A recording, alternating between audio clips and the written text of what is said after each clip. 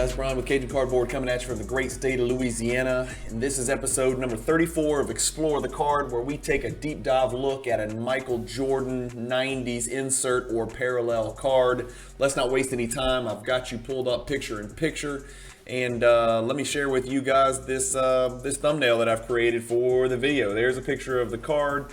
It's a die cut, it's translucent, transparent, you can see through it. One of the biggest issues we'll talk about in a little bit is yellowing. So you want to make sure you get a crystal clear copy of the card, which you can usually decipher if you've got the card in person. Sometimes it's tougher to tell if you're looking at items on social media or on eBay or on another selling platform like that, even an auction house. Sometimes they don't have the greatest pictures. But yellowing is one of the concerns on this card, like a couple of other translucent type Michael Jordan cards from the 90s. But this is episode number 34, and the titanium insert is a really cool looking card. It's a stark contrast with the blue lettering, the blue foil on the front, the crystal clear see-through, and then the fact that Jordan's, in his eye-popping red uniform, taking an absolutely picture-perfect jumper. If there's one thing I've learned is that your guide hand, as you can see on this screen right here, which is Jordan's left hand since he's a right-handed shooter, is perfectly on the side of the ball, facing the side of the gym wall. And then there's a little bit of a gap, a little bit of a space between his lower palm, creating that shooting pocket that you should be able to slip your fingers through. And then we've all seen Jordan's release. It's absolutely elegant and picture perfect, which made him one of the greatest mid-range scorers of all time. But I don't need to hype Michael Jordan's game or his mid-range scoring ability. Let's get cranking and talk a little bit about the set that this titanium card number 1 comes from. It comes from the 1997 Metal Universe set. We're not going to take too much time and talk about it. I've done other 1997 Metal Universe insert episodes, so if you want to know a little bit more about this set in detail, you can jump on Trading Card Database, which is what I've got pulled up on your screen, or you can go watch one of my prior episodes where I did a deep dive into another insert from the 1997 Metal Universe set. But real quick, I'm going to flip through this. It is a 123 player and 2 checklist set for a total of 125 cards. Jordan is, not coincidentally, this card right here, card number 23. That is what his base card looks like. A lot of you guys have probably run across this card, seen it on a Facebook or an Instagram page, or seen it on eBay, or just seen or heard it talked about. It's one of the most recognizable base cards of all time. The PSA 10 copy and PSA 10 version of this card is a little bit over 120 pop, and it is a $5,200, approximately $5,500 card. Yes, you heard me right. In PSA 10 condition, a base card from the 90s is about $5,000 to $6,000. That makes it a very unique and one of the most highly sought after base cards. Of course, you've got his 86 Fleer, which is his rookie card according to some. You've got his 84 star number 101, which is an important XRC or rookie card depending on your perspective as well. And then obviously 87 and 88 are very valuable, but this one is right there behind those cards. 5,000 plus is no joke for a base card from the 90s. The Metal Universe cards have a celestial out of space, kind of outer space, nebular theme to them in the background of the cards. One of the best designs of the decade, in my opinion. Theoretically, there are 8 insert sets. Let's pull them up. From this set, you've got the Gold Universe, Planet Metal, Platinum Portraits. Then there's the Reebok Bronze, Gold, and Silver. And then there's Silver Slam. And then there's Titanium, which is what we're talking about today.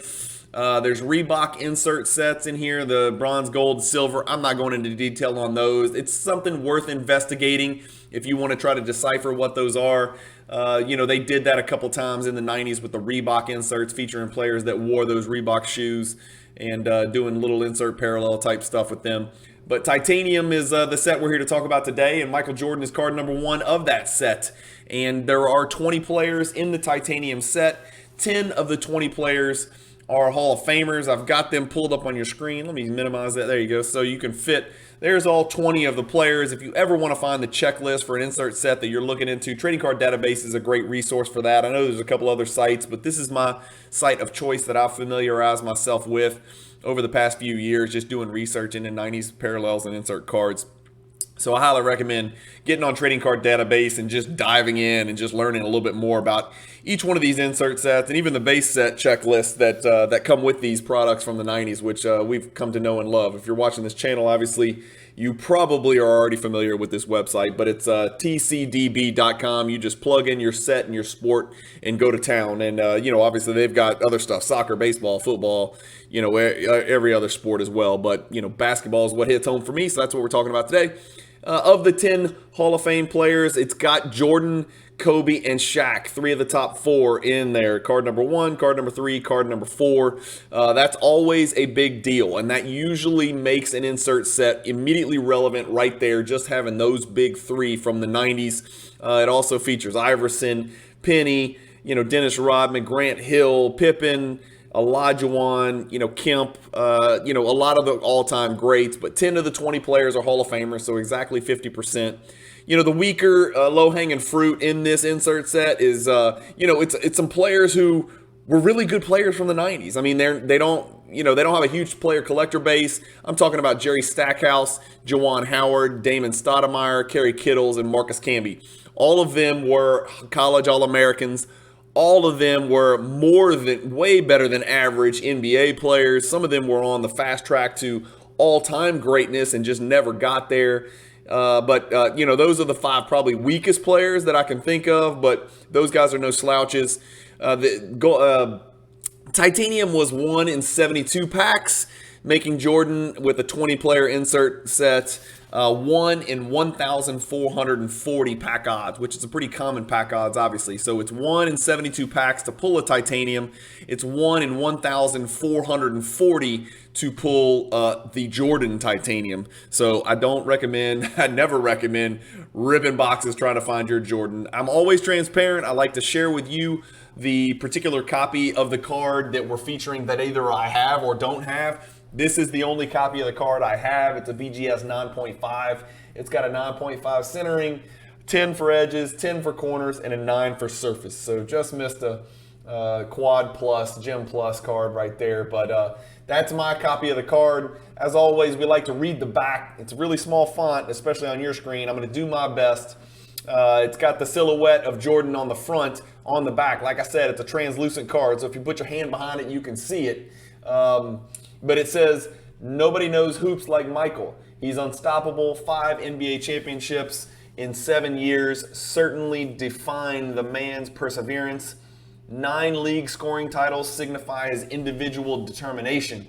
When the game's on the line, Jordan's the guy you want taking the last shot. No truer words were ever spoken. I don't think anybody would ever argue that. I think if anybody ever had a last-second shot, and you can go back to 1948 when George Mikan was lumbering up and down the court all the way through this past World Championship NBA Finals that Steph Curry and them took home. I don't think there's anybody would ever want to take the last shot other than prime Jordan.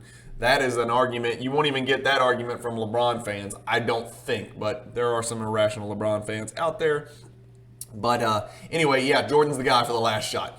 Let's give the people what they want. Everybody wants to know pops and prices. So here you go. If you've got a phone, hold it sideways and take a snapshot of your screen. If you've got the fancy ability to screen print or take a picture of your screen on your computer by hitting the print screen button, then do so. But we've switched it up a little bit today for you guys, and the reason that I did is because this particular insert, the titanium, grades incredibly well with Beckett. So I chose to use BGS 10 and BGS 9.5 rather than the typical BGS 9.5 and BGS 9. So please pay attention to your screen. This is a little bit different than normal for those of you who are usual and regular viewers and recurring viewers of Explore the Card episodes. So I've got it broken down: PSA 10, BGS 10, BGS 9.5, and PSA 9. Obviously, I've still got PSA 10 at the top. I'm not saying a PSA 10 is better than a BGS 10. It's just the order I put them in, so everybody can chill with that if you're a BGS 10 lover. But what really jumps out to me, if you're looking, the first thing that jumps out to me is that I've got to include BGS 10 on this because there's 15 of them. Usually when I film these episodes, I'm telling you guys there's either none or maybe one, or sometimes there's one black label, one BGS 10. Well, in this case, there are 15 BGS 10s out there. So that's food for thought. The card grades incredibly well with BGS. There's a 6% chance. Well, historically there has been a 6% chance that your card submitted to BGS will come back a BGS 10.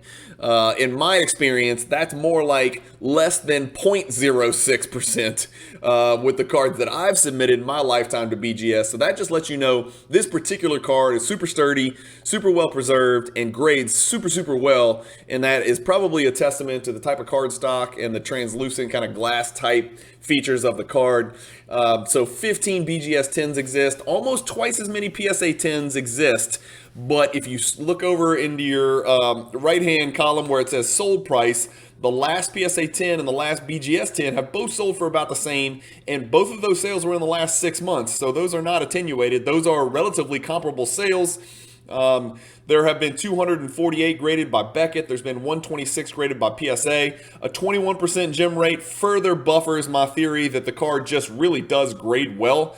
If you add up the percentages of cards that are submitted to PSA and BGS, that's 93% get a gem or better grade. That's a nutso number. So 66 plus 6, 72% of the cards submitted to BGS get gem or better. 72%, almost 3 out of 4.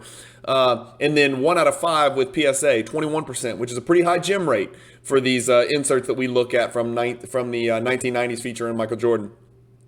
More than half get PSA, 9 grades. So between PSA and BGS, you're going to grade well if you can pick up a raw copy and get it graded. You're probably going to get a mint or better card. Almost certainly going to get a mint or better card, barring some, noticeable defect in the card. But highest sale ever for PSA 10, 9,123. Highest sale ever for a BGS 10, 7,608.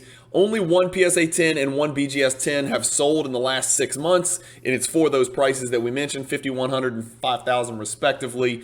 There's been no change, obviously, in those two grades over the last 6 months. But notice in your next furthest column to the right, the percentage change for BGS 9.5 and PSA 9, they're both trending upward. So in a market where we're even seeing some Jordan inserts take a little bit of a dip and make an adjustment from the huge run that they made in the first quarter of 2021, we're still recovering from that crazy 2021 first quarter.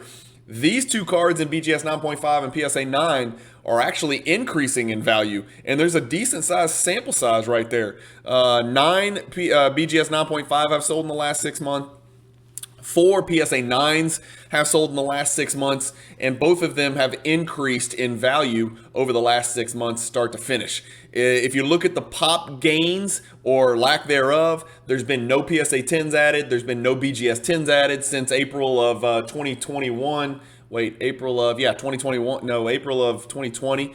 Let's see, when does Card Ladder start that? Let me go back. Hang on, I'm gonna pull this up for you guys. So they go back to April of 2021. So about 15 months. So in the last 15 months, there's been no new PSA 10s or BGS 10s, but look how many people have added in PSA 9 or BGS. 23 total between those two combined grades. So just something to keep an eye on. There's still some of these out there. They're one in 1,440 packs, so not the craziest. I know that sounds insane, but by Jordan insert standards, that's not the craziest pack odds out there, right? This is not Intimidation Nation or Platinum Portraits, or PMGs or something crazy like that. There is one BGS black label out there, which probably looks absolutely incredible in a BGS 10 black label with that clear, crystal clear background, There are 206 combined gem or better copies between PSA and BGS. That is an astonishing number, okay? So normally my threshold for, where, it's, I don't want to say there's a threshold because I'm going to collect the card if there's 206 of them. Obviously I do because I have one sitting in my vault, but 206 is a big number, right? Less than 100 combined gems is kind of the number for the SSP Jordans that, really fetch a high price. And being 206 combined, that's probably why the most recent sold prices of the BGS 10 and PSA 10 are only $5,000. I say only because Again, let's keep it in perspective. By Jordan standards, that's a mid-level insert card, right? We were used to seeing 15, 20, 25, $100,000, SSP Jordan inserts and parallels from the 90 when they're in PSA 10 and especially BGS 10 condition, which is so rare and coveted. But this one, because it grades so well, and there's 206 combined gem copies out there between the two big boy grading companies, 5,000 is about your number. How often does it sell on the market? We just looked at it. PSA and BGS Gem or better have sold 11 times in the past 6 months. Again, remember, 9 of those were BGS 9.5 copies. So the vast majority of the sales in the last 6 months have been those BGS 9.5s. And that's because there's 163 of those, but there's only 15 BGS 10s and 27 PSA 10s. What's on eBay? Let's pull it up. We searched 1997 Metal Universe Titanium Jordan. I've gone ahead and clicked auction just to show you guys what's up here. I don't know what that is, but auctions, there's 3 results that come up. There's one in South Korea, one in Japan, and one in Indonesia. And no disrespect to any of the residents of those countries or any of the fine collectors that live in those countries, but I tend to shy away from purchasing cards from overseas, from Asia, just because of shipping concerns and things like that. I know you guys can vet it. Obviously, these 3 all have big bids on them already, 27 bids, 33 bids, and 7 bids. So people are doing business, and I'm sure they vetted these particular sellers. I personally, usually, unless it's a private deal with one of my good friends that lives overseas or in Australia or something like that, or Canada, I usually don't buy outside of domestic U.S. That's just me because I'm hedging risk in that way. Let's search by buy it now. So we saw 3 auctions all worldwide. If we go to buy it now, you've got a couple options on here. So here's a really cool BGS 10. We know that's overpriced. The last one sold for $5,000 or $5,100, something like that. This one's priced at $15,000. So people are just going to keep scrolling when they see stuff like that. Here's a nice 9.5 copy. Going back to our chart, don't forget we've got our handy dandy chart. The last 9.5 sold for $24.60. It is on the uptick, but that's a little steep.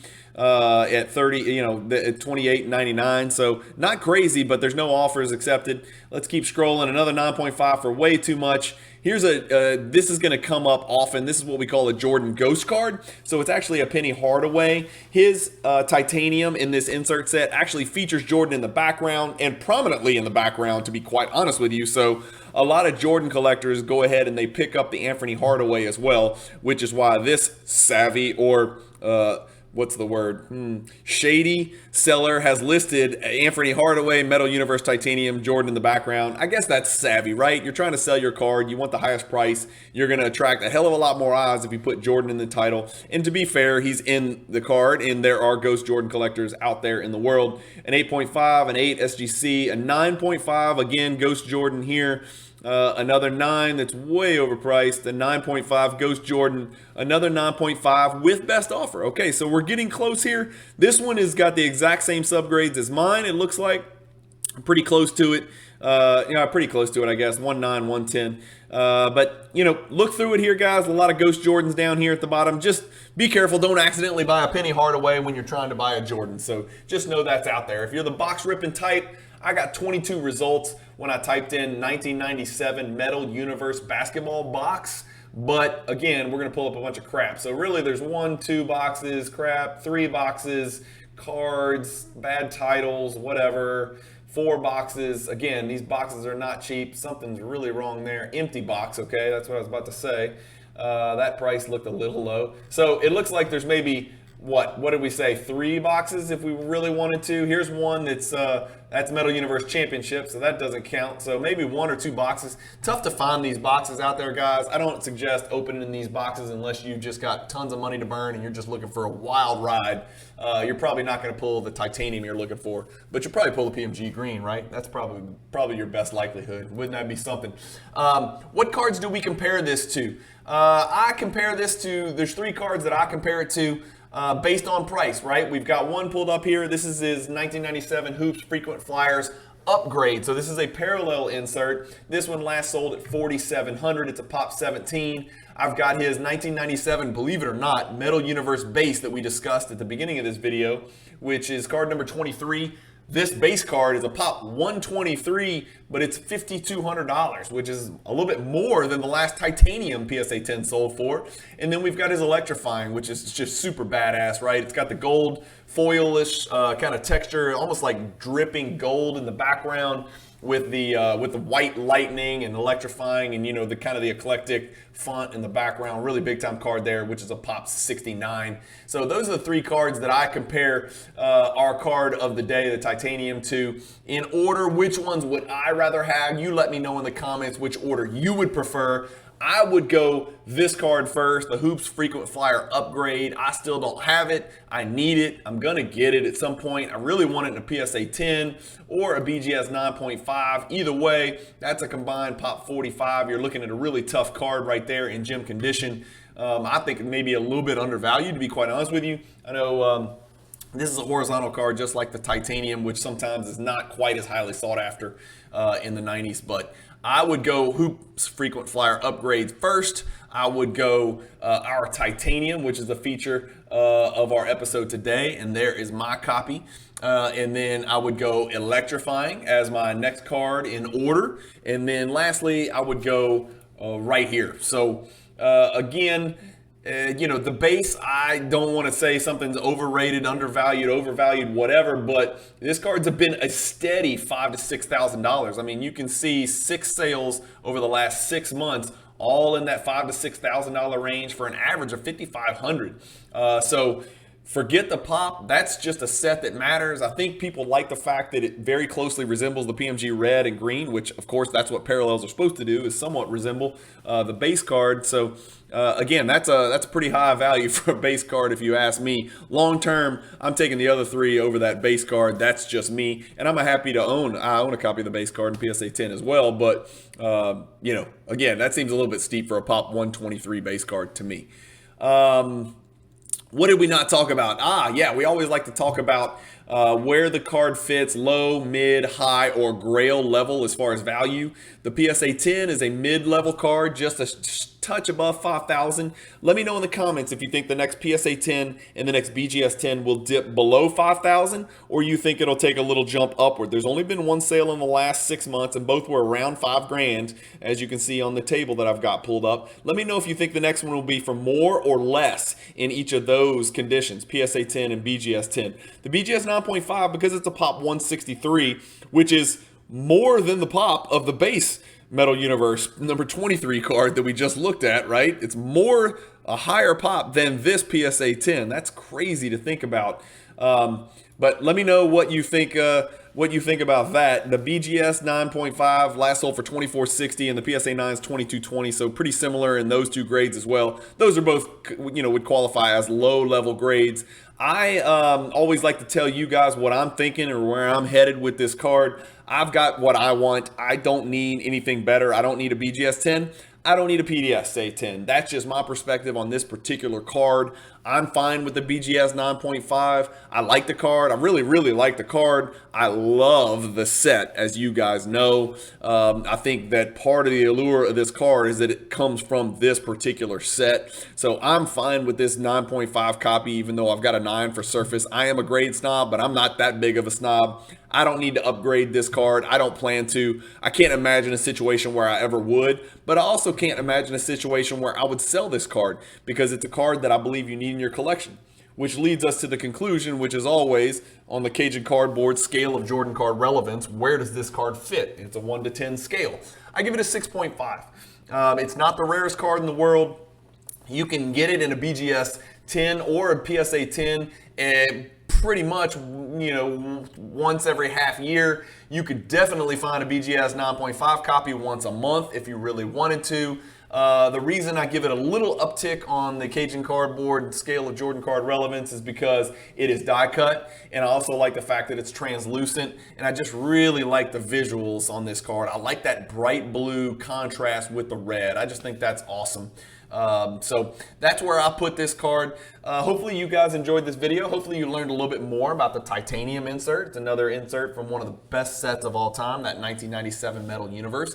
Comment below, let me know what another insert or a parallel card from the 1990s featuring the GOAT, Michael Jordan, you guys would like to see for episode number 35.